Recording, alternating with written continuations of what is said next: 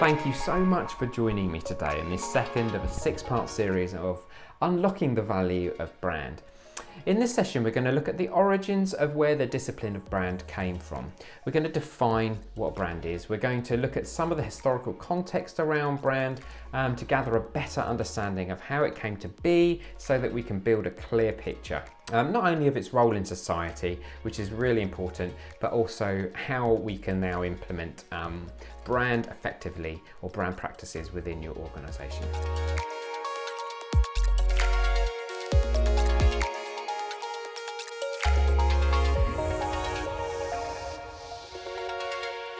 So in the last video, we looked at what a brand is, really pretty much by defining what it's not. We looked at the many sort of misunderstandings and misinterpretations and myths of how people defined brand. And we hopefully debunk some, of these myths so that we can really have a clear definition sort of moving forward around how to build effective brands for our organisations. What we want to do in this video is to discuss how branding really started, how it really sort of evolved as a phenomenon that we kind of see today, and really understand its value and its power in society. Think therefore about this session as a historical review of how branding has evolved in a commercial context. So one of the best explanations that I've seen is by looking at the 5 stages of brand as a structure that Robert Jones uses. I believe this is an excellent framework to explaining the historical origins of brand and how it fits within a sort of sociological and cultural framework.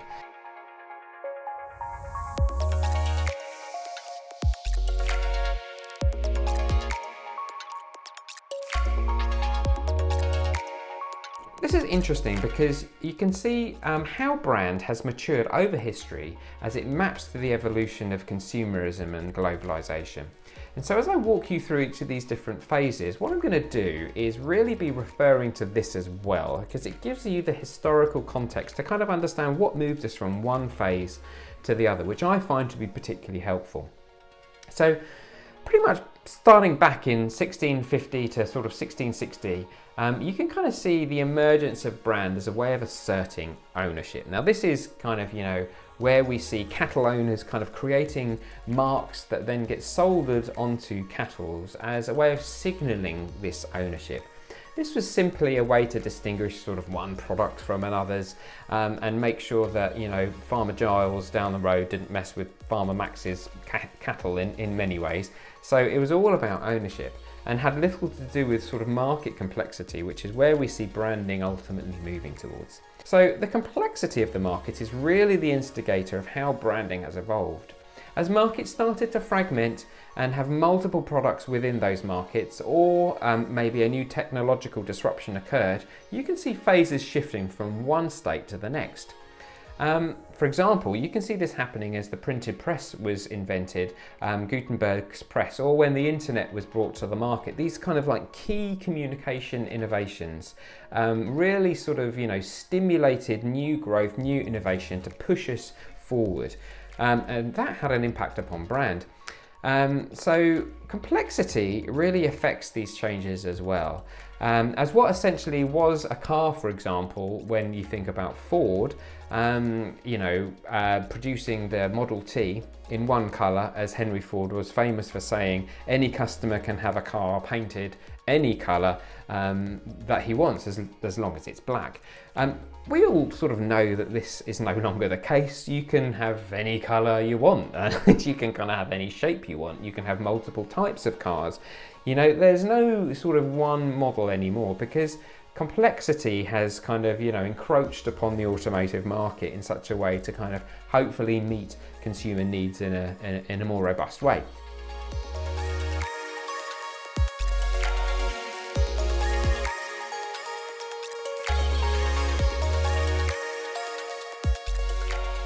So then moving on from this first sort of phase of branding, which was all about asserting ownership, we can see that as we move into the early 1800s, when manufactured products started to emerge, This is when we kind of see more sophisticated logistics starting to come into the fore, and products therefore are being distributed more widely. Branding becomes less about making or marking ownership, and then becomes more about guaranteeing quality. So brands like Kellogg's, for example, start to emerge. This phase is all about guaranteeing quality then, and it evolves in sort of the 1920s onwards, when we map to more complex advertising environments where we see the role of film and print being used as a way to promote this in a commercial setting.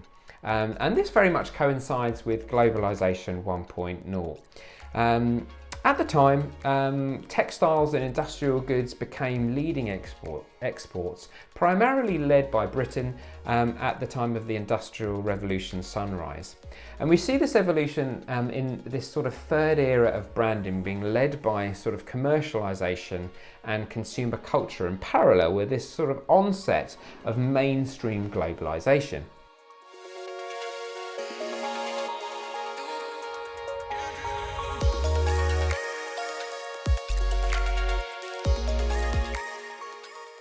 This came to the fore when we saw globalization 2.0 happen, where America and the Soviet Union really started to come to the fore, driving mainly through manufactured goods. Three things have impacted this third stage of branding. First is the exponential increase of products. Second is consumerism and the resulting complexity of the markets. And thirdly is this increase in emotional benefit beside the basic product attributes. Both cumulative as consumer expectations start to move from simply being about functional sort of solutions to emotional benefits delivered through these products and services. So you see the emotional attributes of a brand kind of taking on qualities to provide promises to their audiences about these kind of, emotional deliveries. So why is this important? Well, firstly, here is where we see the exponential increase of products and services and the increase of the complexity of the markets alongside this sort of disassociation with its source.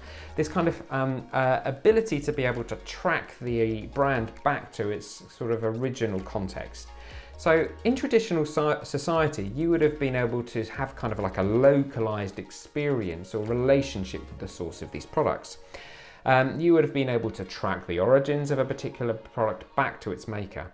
At this point in history, we see a move towards an industrial manufactured society, in which there is ownership of individuals and family-led units being less so the case, and this anonymity where kind of organisations create products and services, and then the proliferation of those and say the separation between products and services becoming more pronounced. We can see branding becoming incredibly important in consumerism, because now not only do brands represent quality, but due to the increase of commercialization, where the promotion of these products becomes more complicated as well. This leads to a third change where products and services start to take on a kind of emotional dynamic alongside their functional attributes. Most people don't really know that actually in the 1920s, Lucky Strikes and many other kind of tobacco companies realized that culturally, most potential female customers were not even considering using cigarettes. There was a kind of a faux pas around the idea of smoking as a woman. And so Lucky Strikes became an emblem of first wave feminism, using advertising and PR, sort of propelling this idea of, women being able to smoke in public and that being a respected thing. So at this time in history, in the 1920s, women in America finally had won the right to vote, but the culture hadn't really evolved to match this. So for example, at the time in 1904 in New York, a woman could actually be sentenced for 30 days in jail for smoking in the presence of her children. This was not only kind of a one-off. There were many other kind of similar stories of women being denied equal rights to their male counterparts. Now, what Lucky Strike decided to do was to shift perceptions of smoking with ladies and switch the narrative to depict smoking as being a glamorous, feminine activity rather than what was then considered to be an unladylike activity. But more so than that, it was about empowerment. Okay, so this narrative continues. So for example, in the 1928 Easter Parade, the Macy Day Parade in New York City, Lucky Strike hired a public relations expert, Edward Bernays, who was incidentally the nephew of Sigmund Freud. And they basically brought him on to help them sort of stage a protest, as it were. And he recruited a group of debutantes, or a sort of group of young women from upper middle class families who were just coming into society as being new adults. He got them to all dress in white, carrying Lucky Strike cigarettes in their hands. And what he did was he called these cigarettes torches of freedom, aligning, interestingly, the symbol of the Statue of Liberty to the ideal of American independence. So it was a genius move that was covered by every national newspaper and magazine in America. In so doing, Lucky Strike shifted the perceptions of femininity and aligned it to the freedom to smoke cigarettes, specifically Lucky Strike cigarettes, as a representation of freedom and the American national ideal. This was one of the first examples of a brand providing emotional benefit at scale, and started many other brands sort of following in suit.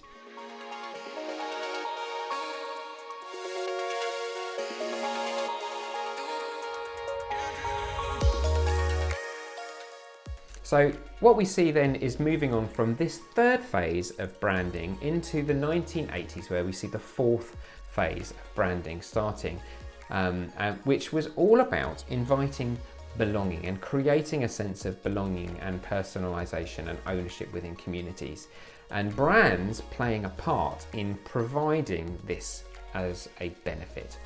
A great example of this was the role that Apple played in providing people with a community that represented who they saw themselves as being, beyond just the individual benefit, to sort of being about a product's qualities being associated with that community.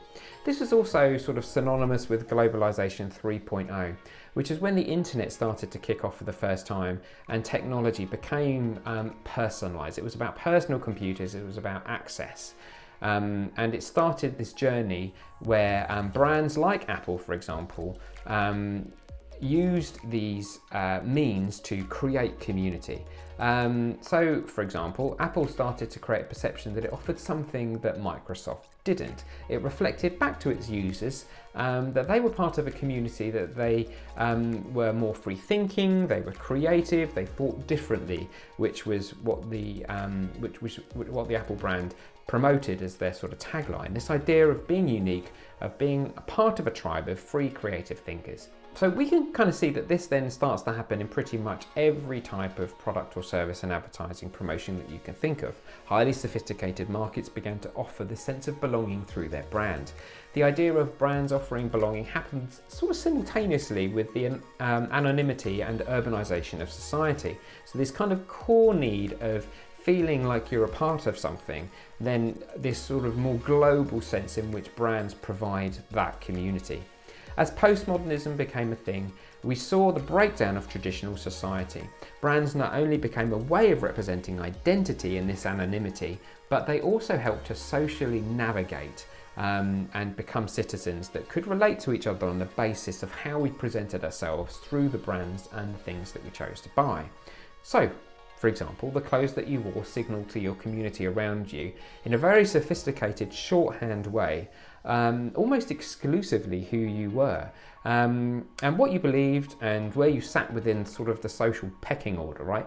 So somebody whipping out their iPhone publicly, or slotting on their Ralph Lauren shirt, or driving their BMW did so much more as a way of signalling belonging than even the emotional practical benefits that the product itself provided.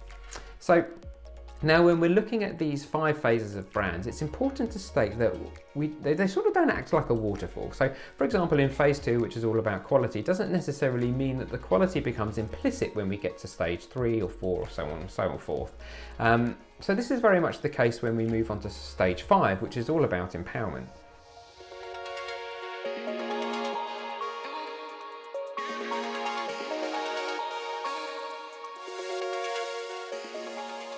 In phase 5, we see sort of this phase happening in synonymously with globalization 4.0. This is when we start to see digital goods and services increasing in maturity, led by America and China. And the fourth industrial revolution. This is where brands focus on this idea of empowerment, not just belonging. So it's not just about empowerment from an emotional perspective, but also about the proliferation of platforms that enable users to communicate better with their network, to share their voice and their ideas, and to creatively express themselves. These products tend to be digital in nature and provide experiences that enable action. So, for an example, if you consider YouTube or the iPhone or Facebook or TikTok, these are global brands enabling the user to do things that they would otherwise never have been able to do. Think, for example, about self-expression with the smartphone being linked to video and cameras, or democratization, such as the access to online education for everybody wherever you are in the globe. Lastly, think about communications and platforms like Zoom or Slack being empowerment tools that enable us to work and relate and communicate. Even in how other non-digital brands are evolving, we're seeing the same phenomenon happening. Our technology-driven culture means that brands now have a direct contact with consumers and vice versa.